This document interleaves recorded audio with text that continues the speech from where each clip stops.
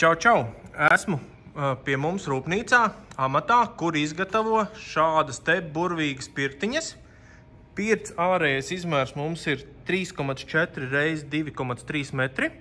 Konstrukcija izgatavota no 68 mm frēzbaļķa, kas ir vairāk kā pirts mucām. Atceramies, pirts mucas parasti 40-44 mm. Tātad pirtiņš mums būs daudz siltāks.